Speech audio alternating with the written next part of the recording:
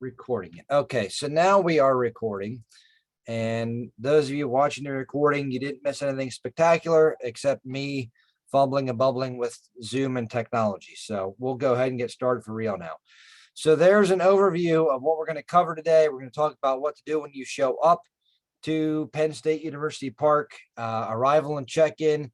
Mr. Brammer, I hope, is going to take the lead on discussing the new orientation session that will be occurring on Tuesday. I'm going to talk to you a little bit about where to park your school vehicle, housing, where do you catch a bus to get to a CDE on Tuesday and Wednesday? Where are we going to be eating at? What's the process look like for that? Checking out when we're done. And of course, they couldn't make it easy on us. So the university's recent announcement of the masking policy, we'll talk about. And then we'll open it up for any questions that you have. All right. So arrival. All right. I'm going to switch to the map of campus here soon. And I'm going to talk to you about the what I suggest, the route that you take in. You don't have to follow what I recommend, just based on previous years. I'm just giving you what I believe is the best advice. So I'm going to stop sharing the PowerPoint for a second, and I'm going to take you to the map. Okay. And now I'm going to pull the map up. Okay. Everybody see the map?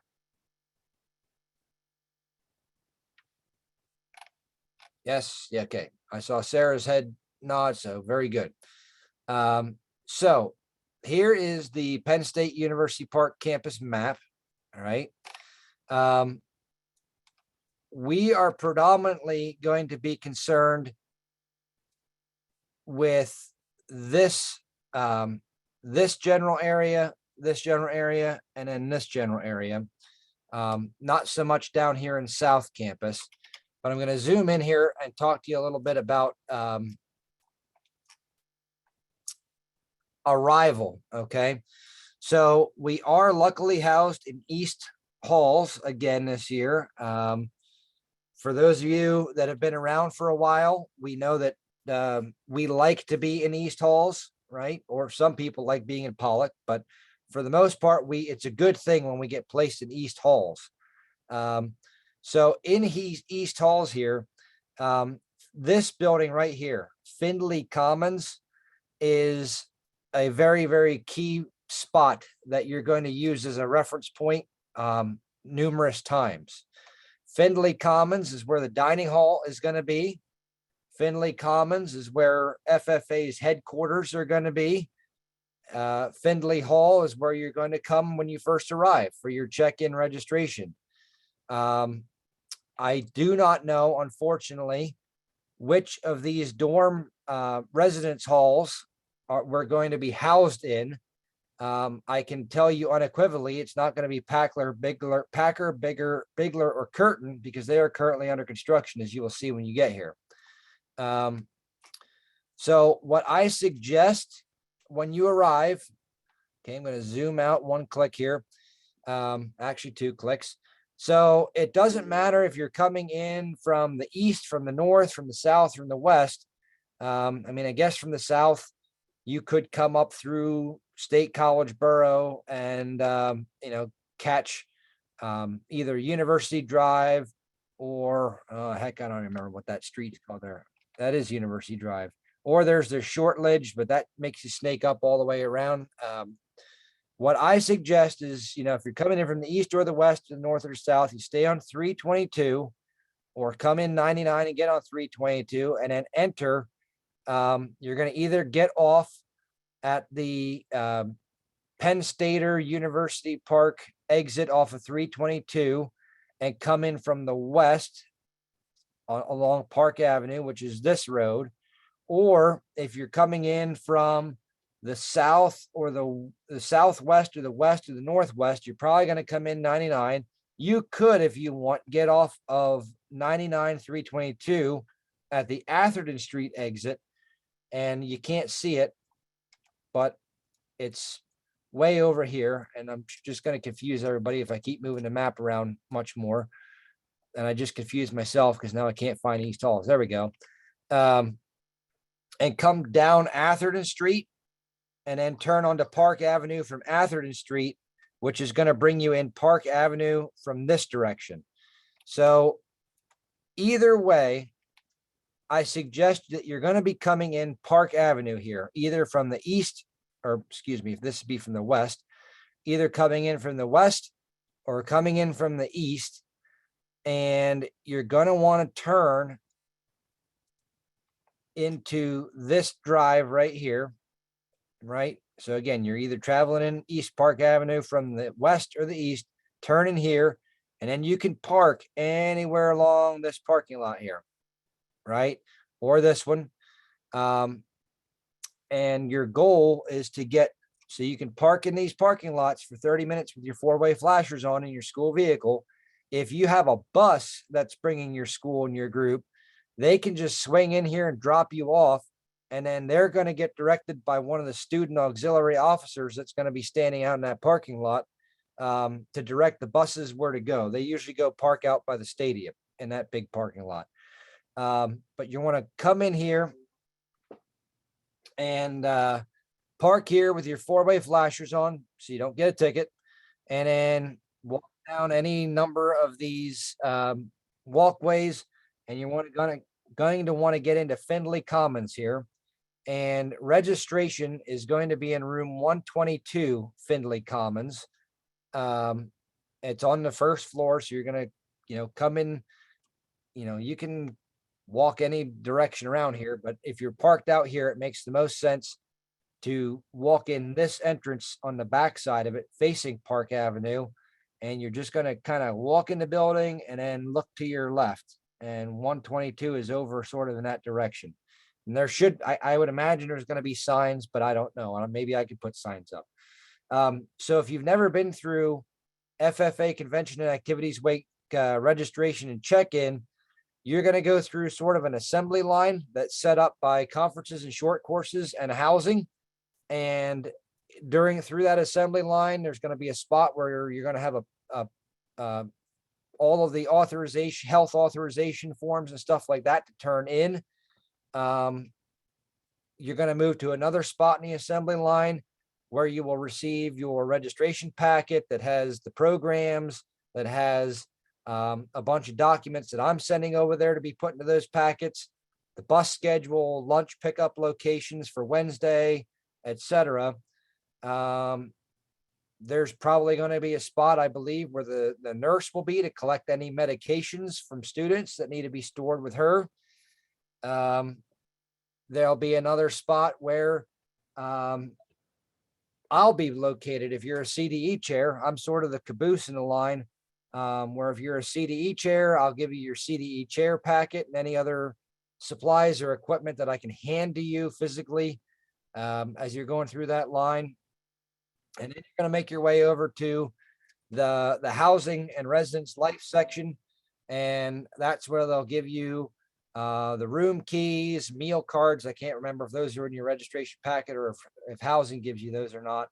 But you get your dorm keys, the rooming list with who's in what room,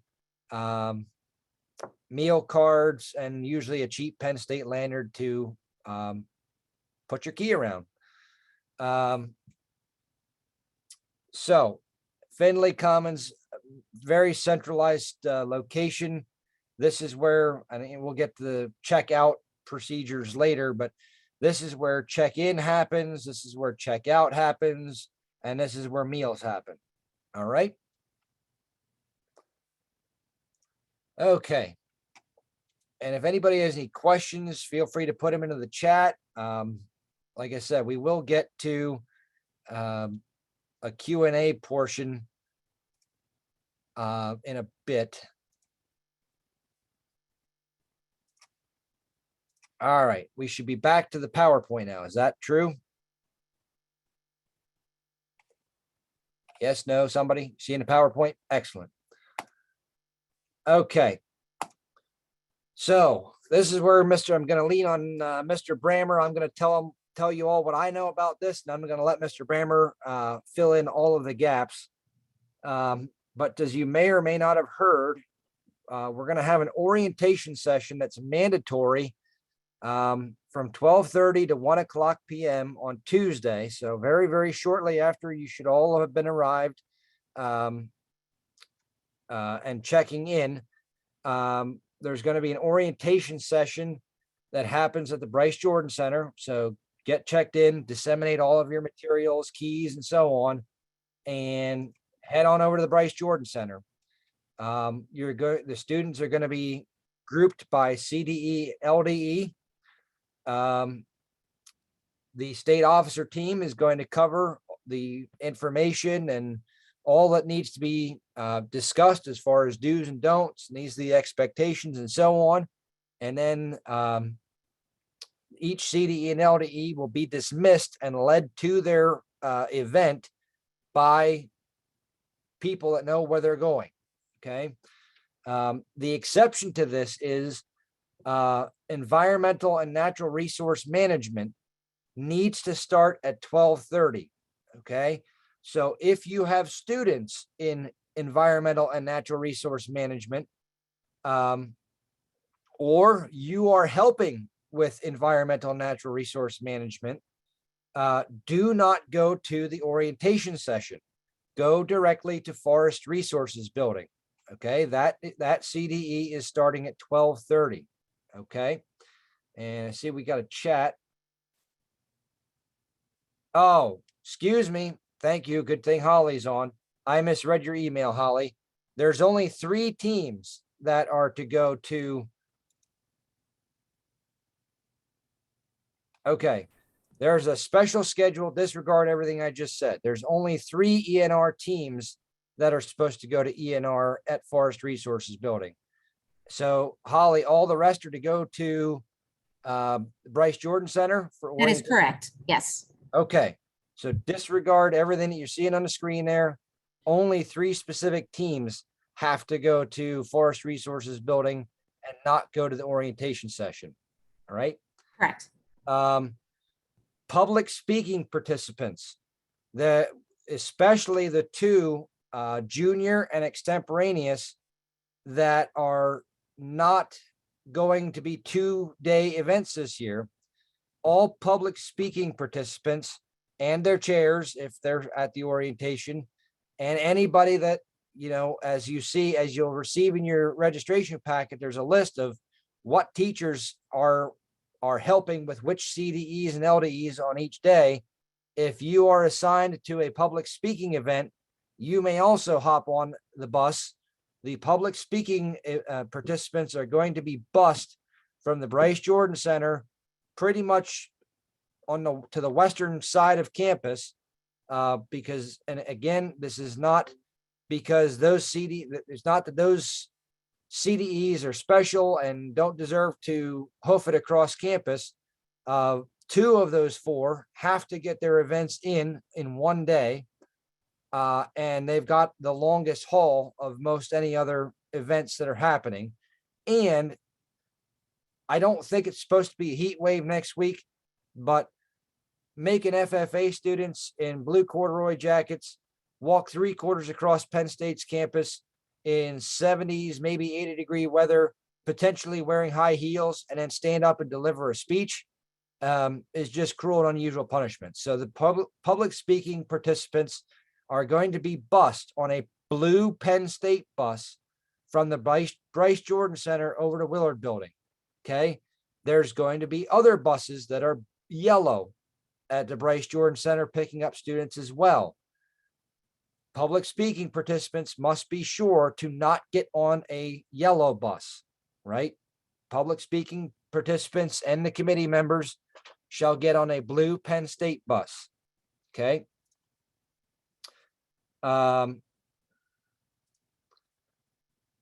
All horse evaluation and livestock participants are also going to board buses outside of the Bryce Jordan Center, and all buses, whether they're the blue Penn State buses or the yellow other buses, are going to be picking up at the parking area, and I can show you that on, well, now I got to pull the map up. What the heck? We're doing this for a reason. All right, stop share that. All right, now we're at the Bryce Jordan Center. So you're all in here. Right there where my cursor is the electronic Bryce Jordan sign that flashes all the concerts and, you know, WWE wrestlers that are coming and everything else. The buses are going to pull into this parking area here, and, you know, you'll all be coming out of the Bryce Jordan Center, hopefully from these gates on either corner. The buses for livestock, horse, and public speaking are going to be boarding and picking up right here. Okay. Now you've seen it. Okay. Let's get back to my PowerPoint somehow. And we're back to the PowerPoint. Okay, I'm going to shut up for a while. Mr. Brammer, what did I miss? What else did I misspeak about? No, I think you covered it all, John. Thank you very much for putting this together. I'll just give you a little bit of background and history in regards to the orientation session. Of course, the state officers this year, it occurred to them that only the ones that are seniors, if they came as a freshman, that they're the only students that's ever been on campus for a live convention. So this was kind of their brainstorm, was to come up with this orientation session to get everybody in one place, kind of give the rules of the week. We'll have Courtesy Corps in to talk about all the things that Courtesy Corps does, and what they need to know about as far as curfews and things of that nature. And then we felt that dismissing everybody by event would be a lifesaver for a lot of the chairs who are also our advisors. That this way you don't have to worry about trying to get them where they're supposed to be. We'll have people lined up to actually take them there. And in fact, some of the helpers of the different CDEs and LDEs are the ones who is actually going to escort them back to their respective contests. So we're hoping that it helps and that everybody will get where they need to be without a whole lot of confusion. So that's it, John. Thank you so much. Appreciate it.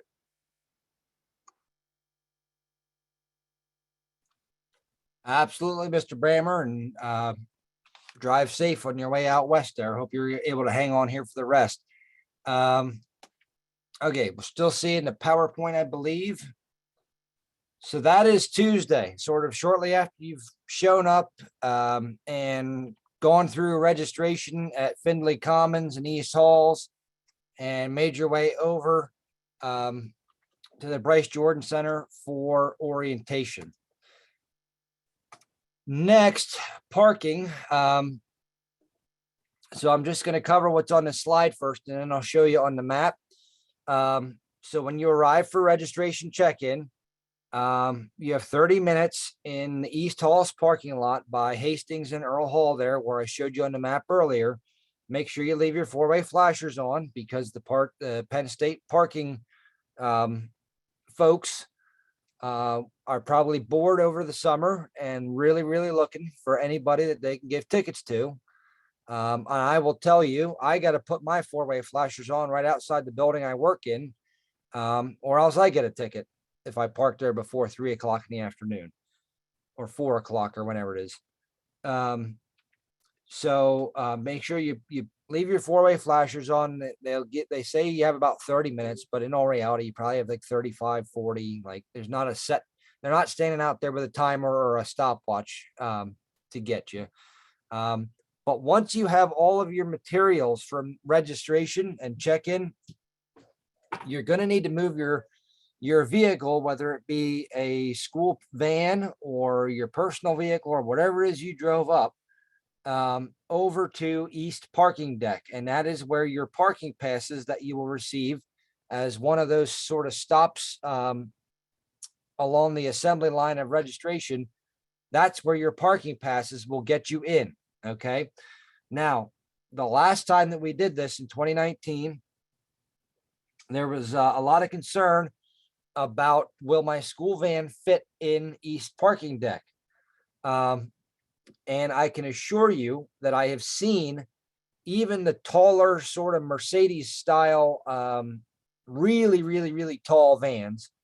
I have seen those in there with other school groups that have been on campus for something. But just to let you know, on the entry level and level 1, okay, vehicles 8'4" can fit. Okay. Unfortunately, we cannot reserve any of the spots in East Deck for your vehicles. Okay. So I don't really want to tell you, especially if you're traveling from far away, if you got a really tall school van, you got to leave at 4 o'clock in the morning and get here by 8 to make sure you get one of the spots on the ground floor or level 1. But in all reality, that's kind of the case. The earlier you can get here, the better, and the more of a chance that you're going to be able to get one of those oversized vehicle spots on either of those levels. For all others, levels 2 through 5, the height rating is 7'6". So a standard typical school van should fit just fine. But if you do have one of those taller, newer style vans, you might want to try to get up early to make sure you get a spot on levels 1 or ground or 1. Okay. Now let's flip on over to the map. And for anybody that's not familiar with University Park campus, this really isn't difficult because it's all close by. So you're gonna drive in here, leave your vehicles parked, come into Findlay Commons, get your registration packet. Do not bring students into registration with you. If they really, really have to come in, there's, use the bathroom after a long trip, whatever, they can come into the building, but don't bring your crew of students in through the registration line with you. They should stay with an adult, somewhere else in the building, or, they can hang out here. This is a nice shaded garden area. They can hang out here with a chaperone or an adult, or they can hang out by your van with a chaperone and or an adult another teacher that you brought with. But come in, get your registration materials, come back out, give all that stuff out, or tell your students to all hop in the van and come with you to bring, to put the van away. But you're going to drive. You can go in and out. This is not going to be one way at this point until Wednesday. So you can go down here, come out this exit, or come back out the way you came in. You're going to come down Park Avenue again to the four-way intersection at Bigler Road. You'll see out on your right the Penn State Arboretum, and on your left will be all these residence halls. You're going to come in and make that left onto Bigler Road off Park Avenue, come down past the Forest Resources Building, and then enter East Deck right here. Okay. It's one way in, one way out. I don't know for your passes. I do for the CDE judging passes. I don't know for sure if you need the pass to get into the deck. I think at least for the CDE LDE judge passes, the pass just gets you out of the parking deck without having to pay. All right. So real simple. Register here, come out, get your vehicle, drive it down Park Avenue to Bigler Road, and then end of the deck. And that's where you're going to have to store your vehicle. You cannot, and let me repeat, folks, you cannot store your school vehicles in any of these lots in and around East Halls. You're free to challenge the system and roll your dice, but I can almost promise you're probably going to walk out to a lovely ticket from the Penn State parking enforcement. So again, all school vehicles must get stored in East parking deck. All right.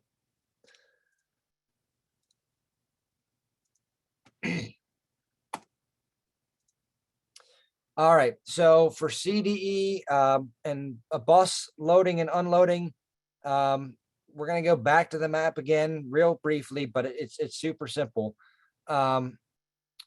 Buses for, oh, disregard that bullet point number 2. I didn't update that since 2019.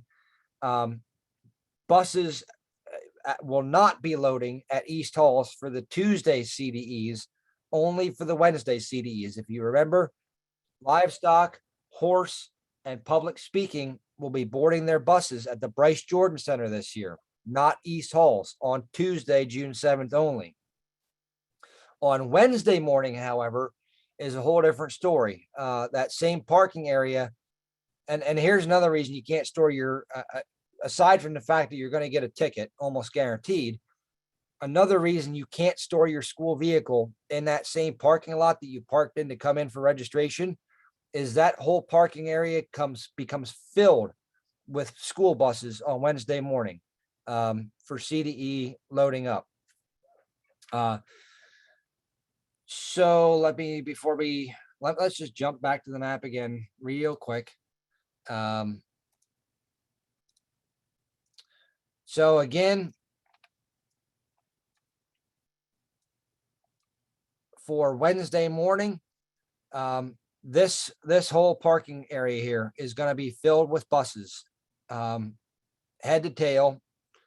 All the events that go off campus Wednesday for their CDE, to the dairy barns, to Snyder Ag Arena, for horse, for tractor driving, all the buses get loaded up right here in this parking lot by Hastings Hall.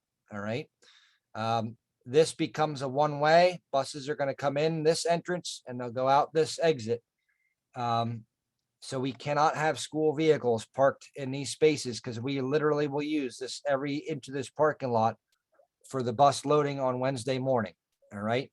That's why it's imperative that after you gather your registration materials, you have to move your school vehicle over to East Deck.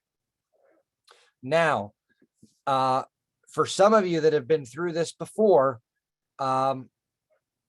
here's something that's important to keep in mind and to communicate to students that you might have in many of these CDEs that are going to be affected by this. And this is so hot off the presses that Mr. Brammer doesn't even know about. For busing this year, we're going to try something new because we just, due to some new CDEs and CDEs that required busing this year that haven't in the past, we started getting an astronomical number of buses needed. So to try to cut down the total number of buses, and we're still at like 15, we're going to do something a little bit different. And that's what I'm sort of working on right now in the bus schedule, is how to communicate this and articulate this clearly to everybody. So in the morning on Wednesday, June 8th, all the FFA students, committee members, everybody that's headed to an off-campus CDE is going to get on a bus in the parking lot by Hastings Hall. Approximately half of those CDEs are going to have a bus that stays with them for the whole day. You're going out to Shavers Creek. Your bus is going to drive you out there. It's going to stay there with you and then bring you back. For CDEs like dairy cattle handlers, dairy cattle management, horse, the new turf grass CDE, floriculture is the CDE that has not typically required busing, but is going to use it this year. We're going to have about 4 to 5 buses, and there's going to be one bus at each of the locations where CDEs are taking place at. The Beef Sheep Center, Snyder Ag Arena, and the holding barns that are near Snyder Ag Arena, the Turf Grass Research Center, and there's probably another one that I'm forgetting about and not thinking about, but there's going to be a bus stationed at each of those locations. And when a CDE lets loose, and all CDEs except for livestock are going to eat lunch at those locations, livestock comes back to ASI building for lunch. That's the only one. When the CDE is over and begins to come out of their location, The driver is going to radio the other buses and say, horse judging just finished and is leaving. And they know the number of buses that are needed to transport the horse CDE. The other buses are going to then flock to that location, load everybody up, take them back to East Halls, to Hastings Hall parking lot where they got on. And then they're all going to go back to a location. And when floriculture ends out at the holding barns, they're going to radio floriculture just ended and the buses are going to come back out there. That really cut down the total number of buses we need by about 4 or 5. So that's something new. PJ at the busing company came up with the plan. I trust him. He knows what he's doing. He's got a lot of experience with this. We're going to see how it works. Just know and communicate to your students. And so I'm really speaking to the CDE chairs and committee people and folks that are going to be assisting with these CDEs. When your CDE is over and it took 3 buses to get you all out there and you walk outside and there's only 1 bus sitting there, don't freak out, okay? The buses know that everybody needs to come back to the dorms. Just trust the system. There will be buses coming to get you. We're not going to leave you stranded at the Snyder Ag Arena. We're not going to leave you stranded at the dairy barns. All right. The appropriate number of buses needed is going to come and get you. Okay.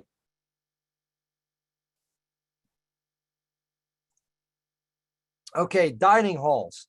Again, I'm not going to go back to the campus map, but again, all meals, breakfast, which is on Wednesday morning and Thursday morning, as well as dinner, which is Tuesday evening and Wednesday evening. And the times are listed there. Breakfast is 6 to 8:30. Dinner is 4 to 6:30. Those are all in Findlay Commons in the top floor, right? As a reminder, because this was such a hot button topic a few years ago, students are not permitted to go to the dining halls alone, unescorted. All right. It doesn't matter if they're coming down alone. It doesn't matter, or as an individual. And it doesn't matter if they're coming down as a group of 10. Unescorted students will not be permitted to enter the dining hall without an adult advisor or chaperone. All right. So for those of you that have never been through this before, you need to coordinate. And I completely understand the logistical difficulties that this poses. If you're a CDE chair that is with a CDE that isn't going to finish and you can't physically meet your students until 5:30, you need to make arrangements with either another FFA chapter or your chaperones, but students are not going to be allowed to get into the dining halls unaccompanied by an adult. In theory, they should be in the required ratio of 1 authorized adult teacher chaperone for every 10 students. I have got no idea what the supervision from the university is going to look like this year. In 2019, those of you that were around for that, you can attest that it was pretty heavy. I have no idea if they're going to be standing there watching to see that students are coming in unescorted. I don't believe they're going to necessarily be standing there doing a head count of the number of students in blue jackets and how many adults are with them. Now, that's not to say that 50 students can come flocking into the dining halls with only 1 other advisor, but the fact is they're going to be looking for groups of students coming with no chaperone or adult with them at all. That can't happen. So you're going to need to look at the schedule, have an idea of when you should be available, come up with a plan, when and where you're going to meet your FFA members to go to dinner. All right. Or if you can't physically be there with them, you're going to need to make arrangements with another teacher, FFA advisor, or chaperone to take your students as a group to the dining halls. All right. And while we're on the topic of required supervision ratio, as a reminder, students are to be escorted around campus at all times with an authorized adult FFA advisor, teacher, chaperone. They should not see groups of blue jackets roaming about campus without an adult, with the exception of walking to or coming from a CDE or LDE. And then furthermore, students are not permitted in downtown State College unsupervised. If a student is caught, so to speak, across College Avenue in downtown State College without an adult supervisor, it could disqualify them from their event and they could be sent home. So let's not have that happen. Relay to your students, College Avenue is the boundary line. Don't cross it unless teacher, advisor, or chaperone is with you. All right. And here's the thing, folks. The FFA jackets stick out like a sore thumb, right? It's not hard. And if a student's in official dress, it's not hard to spot them downtown if they don't have an adult with them. And that has happened in the past. I don't know whatever came of it, but communicate to your students. You must stay on campus and you must be with an adult at all times, except for going to and coming from a CDE or LDE. All right, Mr. Brammer, I have left this slide completely open for you. I know you covered this with the new and beginning teacher group. Is there anything that you need to communicate to these folks about business sessions, chapter delegates, or state officer candidates? State officer candidates, I think we've notified everybody that their interviews will actually start at 12. We're asking if they actually be at the Bryce Jordan Center by 11:30.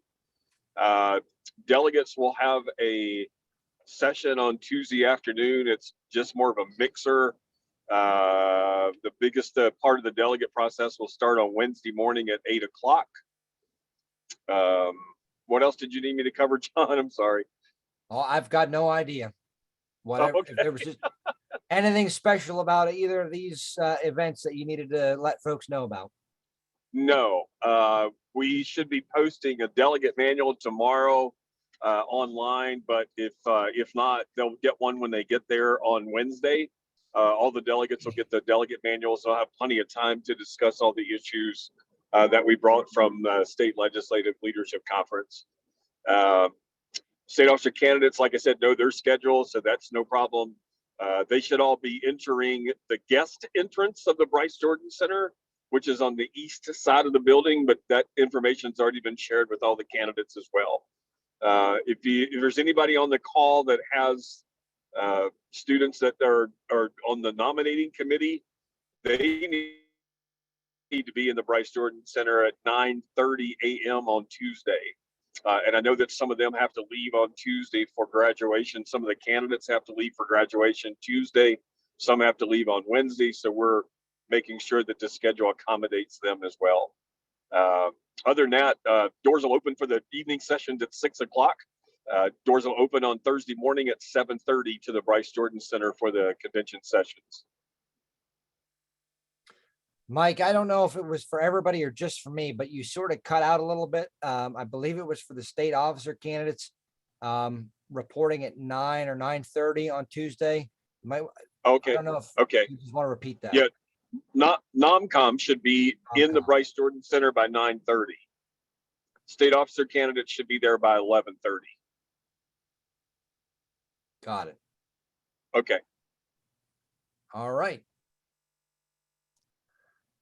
All right, moving right along. So you came Tuesday morning, arrived, had your four-way flashers on in the parking lot by Hastings Hall for no more than 30 minutes, came into Findlay Commons, got your registration materials, gave it out to your students. You all got checked in your dorm rooms, moved your van over to East Parking Deck, went about your business. Your students competed, all won first place, yay. And now it's time to go home Thursday morning after session. You need to come back to Findlay Commons. As I told you, that's sort of ground zero, centralized location for a lot that happens here. Pick up your results packet that we will hopefully not be up too late creating for you Wednesday evening. Pick up your results, a scrapbook if you entered it. Also, that's where you will be taking your scrapbook or submitting your scrapbook at registration when you check in. I forgot to mention that. You're going to pick your scrapbook up at 122 Findlay Commons, get any medications that were left with the nurse for the duration of your stay. You may have your vehicle parked in that parking lot by Hastings Hall again. For you to come into the Commons, grab your checkout materials, and then go back out and be on your way for a safe trip home. So sort of checkout is just check in, but in reverse. And now this topic, which makes me queasy to the stomach. So as you may have seen by Mr. Brammer's email, John, I'm sorry, before you get into that one, you mentioned something about checking out on Thursday. Yes. Yeah, I just want to reiterate the turning in of keys. Yep. If you don't turn in keys, they will bill us for those keys. In 2019, it was like $75 a key. We will pass that cost on to the chapters. So please, please, please make sure that all of your keys are actually turned in before you leave campus. Yeah, great point, Mike. And the reason for that is I learned in the communications in the past when, as Mr. Brammer just said, when a key is not returned, they're required by law to change the lock to that dorm room. So the reason it's so expensive for keys that are not turned in is because they of the cost of replacing the lock on that door that the key was to, and that's just for safety and security purposes. So great point. Thank you for driving that home. Okay, so as you may have seen by Mr. Brammer's email last week, and I think maybe today also, I'm not sure. So very unexpectedly, transmission cases have gone up here in the Center County region. So effective today, Penn State University Park is one of like 5 Penn State campuses that is mandating indoor masking. Okay. And this is for all Penn State faculty, staff, students, any visitors, anybody that's on a Penn State campus to follow. It is very unfortunate. Nobody likes the masks. I don't like masks. They're uncomfortable, etc. But it is what it is. So we really, really, really didn't see this coming. But unfortunately, you're going to have to drive this point home with your students. They have to come with a mask and be prepared to wear a mask when inside any university building. If they're outside walking on the sidewalk, absolutely not. If they're a CDE that's outside, such as agronomy and land judging, they do not need to be wearing it when outdoors. It is only when entering a university building indoors. They obviously do not need to have it on for eating and drinking. This is something that is just going to plain have to be collectively enforced by everyone. We really, really, really, and I understand the social issues that this brings for some folks. I understand the position that it puts you all in as advisors and teachers that have just been through the ringer with mask enforcement in schools for how long. Believe me, I understand this is not a yay, this makes everybody happy subject. But unfortunately, it is the Penn State policy for the campus, and it has to be enforced. We cannot have one chapter enforcing it with their students and another chapter not enforcing it. Similarly, we can't have one CDE enforcing it and another CDE not. It's going to have to be the job of the collective to enforce this policy when inside university buildings. Outside, again, doesn't matter. Don't need to have them on outside. But anytime you walk through the doors of a university building, which pretty much every single building you're going to be in is a university building. I don't know how this applies to the dorms. I would imagine when entering and exiting the building in common areas such as hallways and, you know, the just the common lounge areas, it probably applies. It certainly doesn't apply in a dorm room. So I have that's my interpretation. I have not received any official word on that from anybody of importance, but I really, really, really, really don't think they expect students to be sleeping with a mask on. So again, I could be wrong on that, but I really, really, really don't think so. So please, please, please, regardless of our viewpoints on this, regardless of students' viewpoints on this, regardless of parents' viewpoints on this, it just has to happen. Plain and simple. There's no alternative. This is a non-negotiable.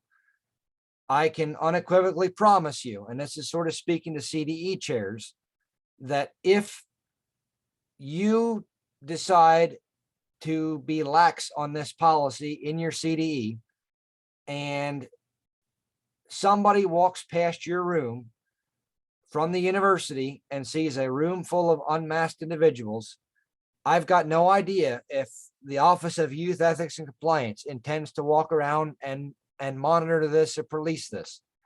But I can tell you that if it's somebody that just works in the building, sees a whole classroom full of people unmasked, you're probably going to be getting a visit from somebody. I don't know who that somebody is. I don't know if it's going to be from university police or Office of Youth Ethics and Compliance. I've got no idea, but you're probably going to be getting paid a visit, and we just plain don't need confrontation. We don't need to be the group that is not following the rules, etc. So it's my personal plea to all of you. I totally did not see this coming. I don't think any of us did, but let's all collectively work together and enforce the policy. There is no way around it. Let's not even go there. There's no ifs, this and buts that. It just has to be. All right. And with that, that's all that I have. So I'm now going to open it up for any questions that anybody might have about anything that I covered or didn't cover. John, there are some questions in chat that you haven't answered. Thank you, Ron. Let me just scroll up to the top. Up. So Mr. Wallace, Ron wrote, yes, official dress should be for everybody. I don't know that that has changed, but I can't confirm or deny.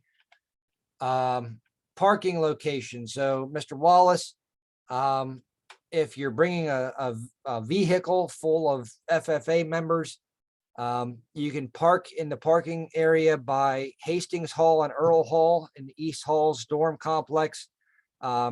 Teachers can leave their vehicles there while they run into Findlay Commons, get their registration materials.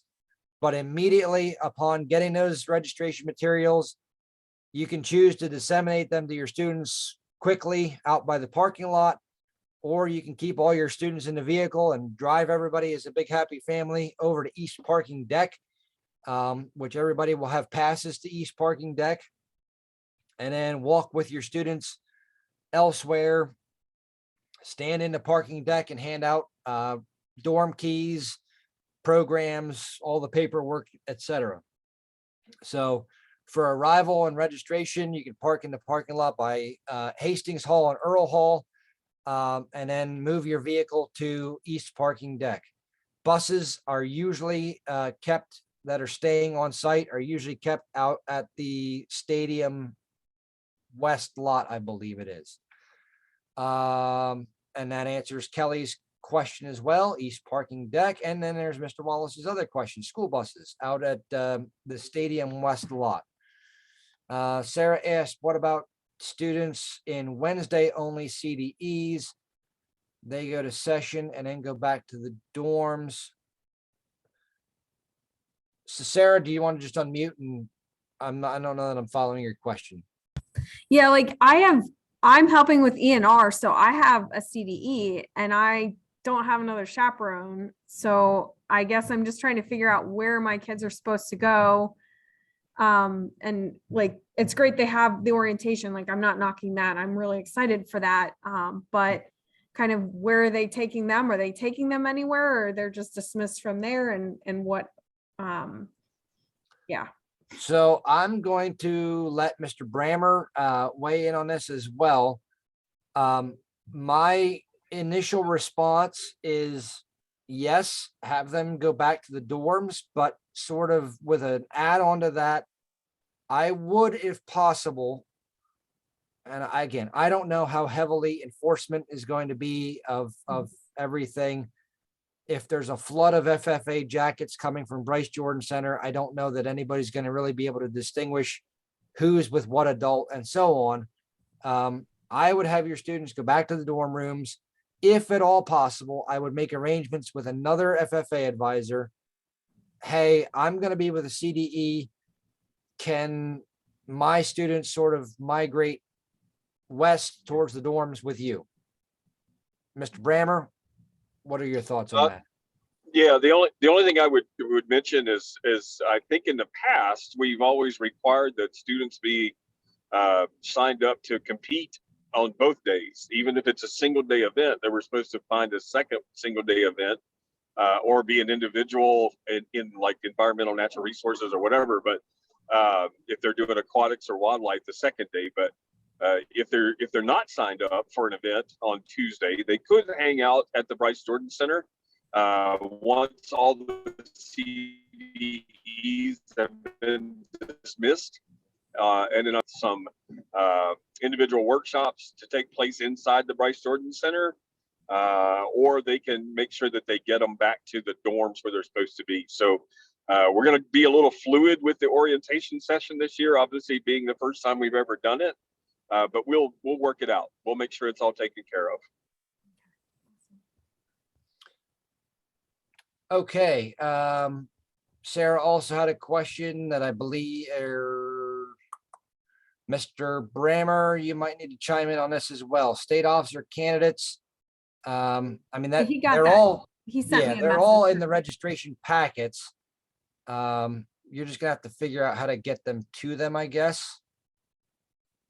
Yeah. Mr. Frederick brought up a great point. National chapter applications will also get turned in just like a scrapbook when you're coming through the check-in registration when you arrive Tuesday. Amy asked about students that have a mask exemption. That is a fantastic question that I have seen zero information on out of the university or the Office of Youth Ethics and Compliance. I can and I will request some clarification on that. Rather to be safe than sorry, I would recommend that the student still bring a mask. Just in case the answer is no, everybody has to. And I don't know. And to be perfectly honest, I don't know that anybody at the university has thought of such a thing at this point. John, yep. I would recommend to those who have students with medical exemptions to bring a copy of that letter. Absolutely. I would agree that I would have a mask handy, but I think if you have a letter from a doctor stating that they're in jeopardy if they have to wear a mask, that they can't breathe, then I don't think anybody's going to make them put a mask on. But I would be sure that you bring a copy of the letter just to be safe. Absolutely. And I would add to that, perhaps more than one copy. I mean, maybe a copy to leave at headquarters to be on file, perhaps with the nurse, a copy that the student carries with them, just in case they're questioned by a CDE chair or anybody else from the university for that matter. So maybe multiple copies of that exemption letter. And again, I agree 100% with Mr. Brammer. I don't know that if a student has a legitimate medical exemption for the mask, I don't know that anybody from the university is going to say, well, we supersede that letter and say you have to wear a mask. But just make sure that we have it and it's provable if called out. But I will seek some more clarity on that, and Mr. Brammer can send it out. Public speaking, again,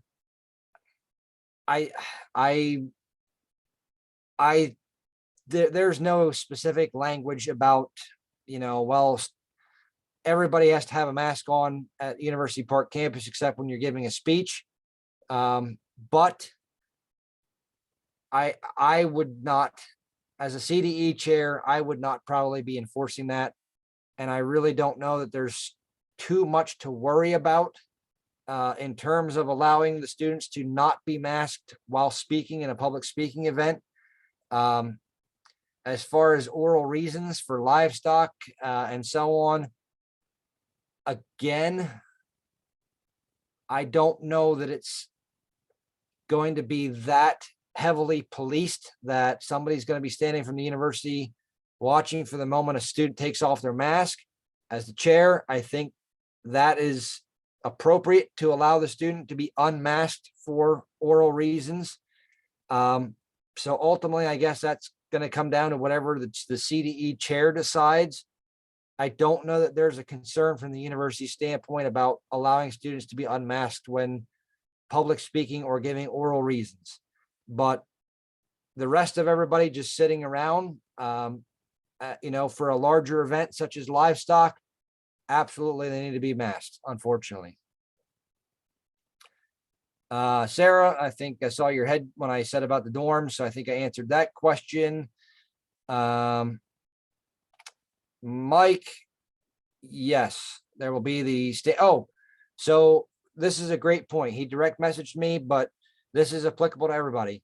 If you're a teacher that's bringing that had a qualifying team for small engines, and you may have never been present for this before, there will be a U-Haul parked out in the parking lots in that East Halls, Earl Hall, Hastings Hall area, where your engines will go, your toolboxes will go, etc. So that's only for if you have a small engine team.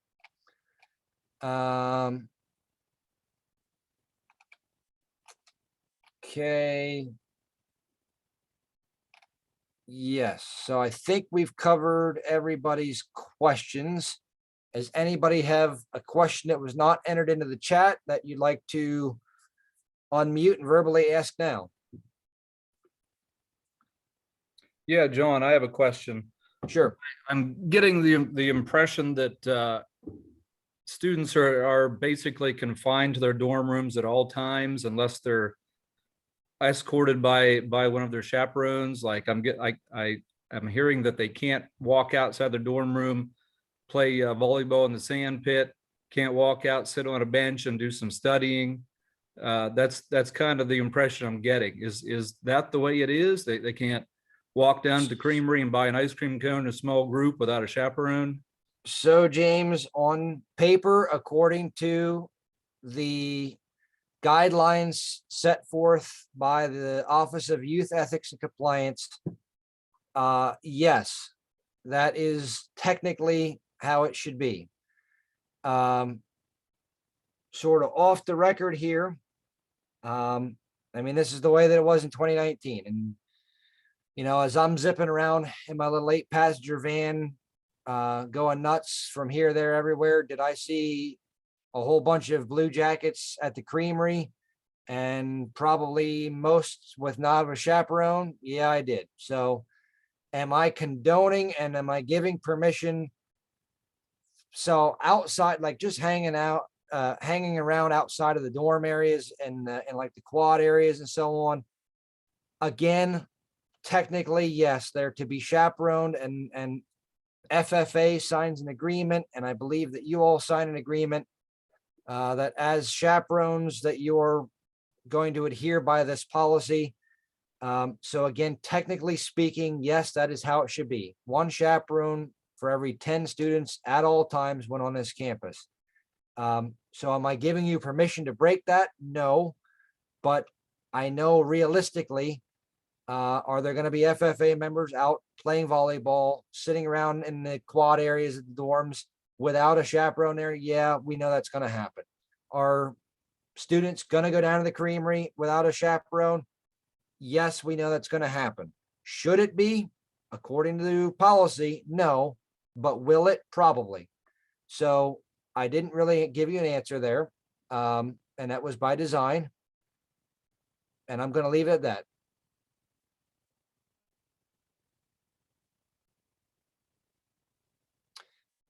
While we still have about 26 minutes of scheduled time here, I do welcome any further questions that anybody does have for us, but let me just throw in this little disclaimer here.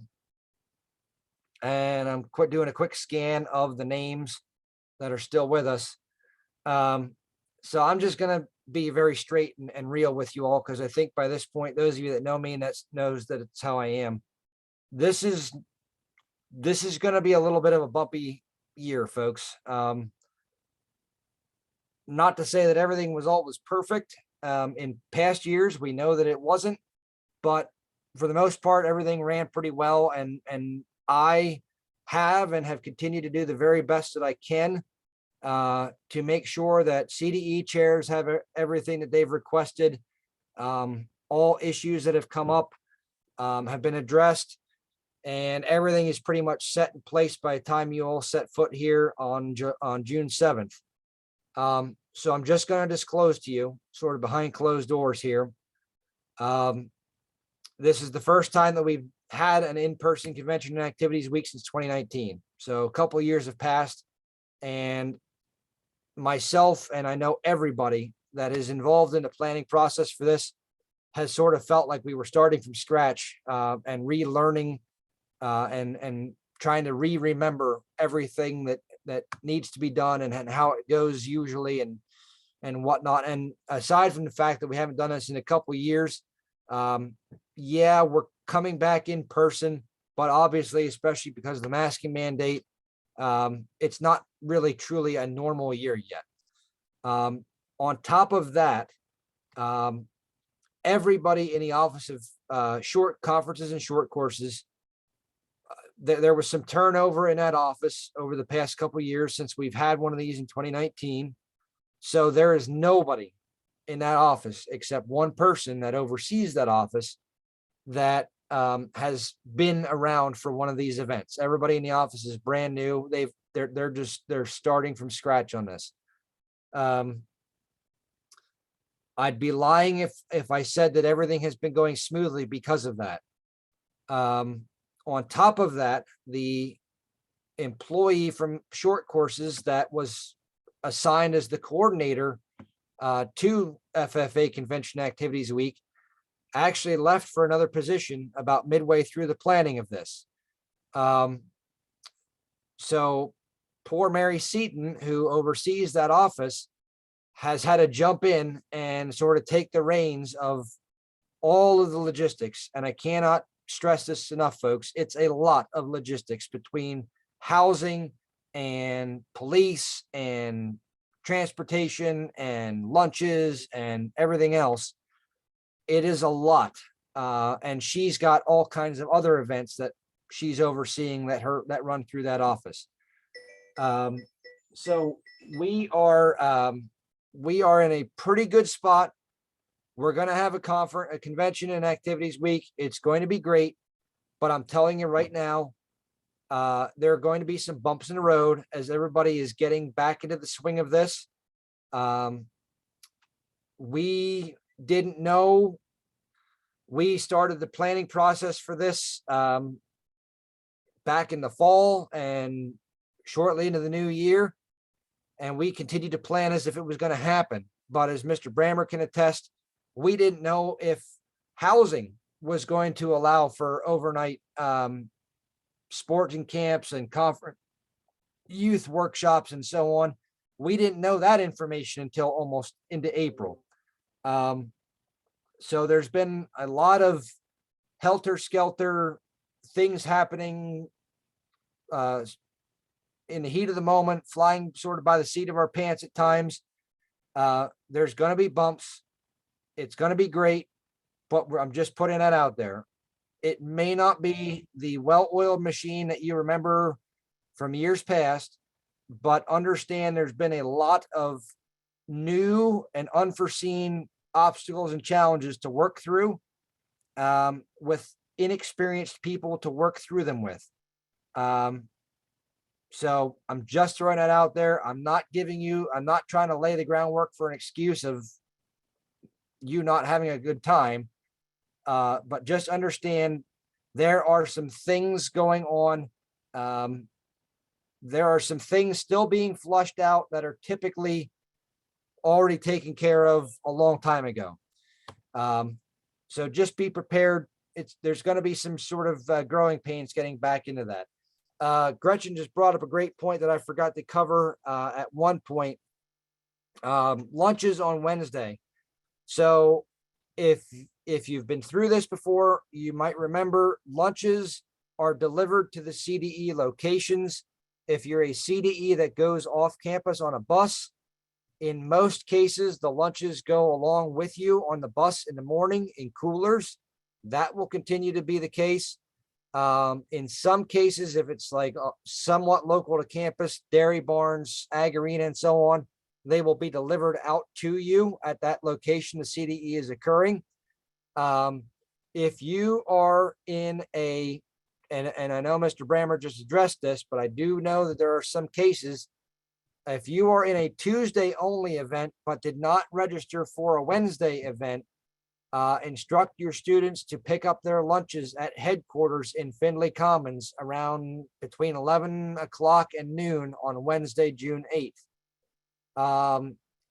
Extra lunches, it depends on where you are. If you're at Shavers Creek, don't call me and tell me you have an extra lunch or 2 lunches.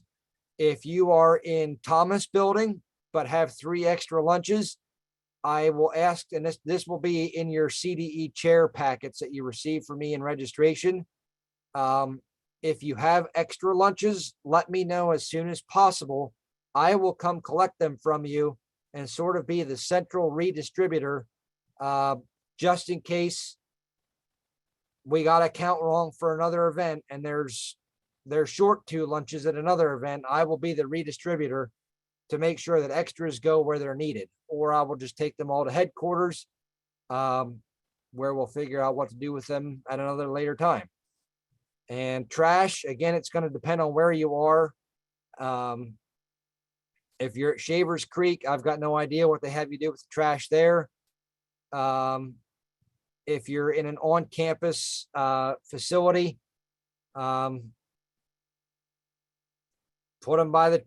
fill the trash cans, stack them next to the trash cans if you need to. They'll get taken care of. People might not be happy, but we got to do what we got to do.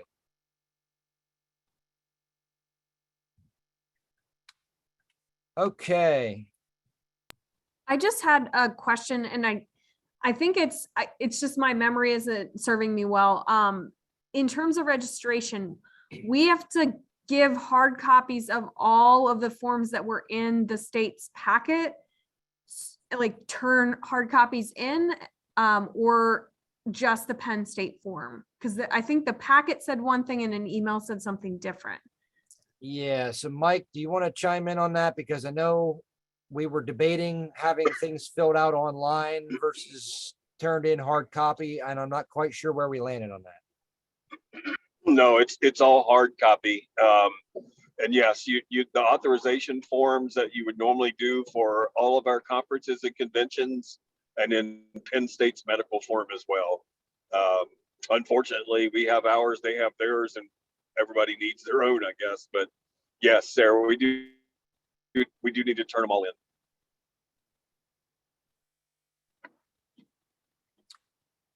Is there anything that I can provide any further clarification on? Are you new to this, a new teacher, didn't go to Penn State? Need me to show you on a map where a certain building is? What other questions might be out there that I can help you with? We don't want anybody arriving on Tuesday, June 7th and feeling overwhelmed and underprepared and saying, oh, why didn't somebody tell me this? What questions do we have out there that you think you might not be sure of?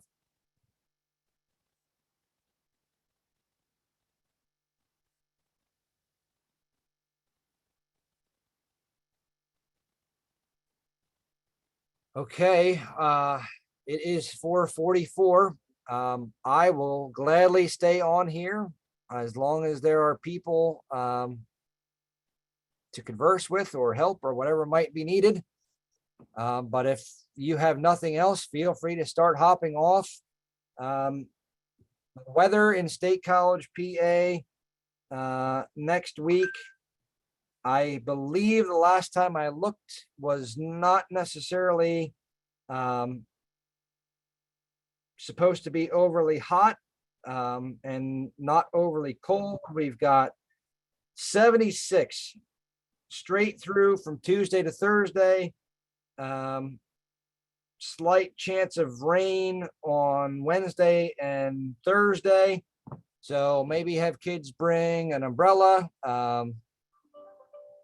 But moderate weather, maybe some cool mornings, but seasonably nice, moderate afternoons. So it should be good. All right. Thank you, everybody. If anybody has any questions between now and then, don't be afraid to get a hold of me. Yes, Ron, there will be a page with important phone numbers for myself, police services, IT, and short courses at registration.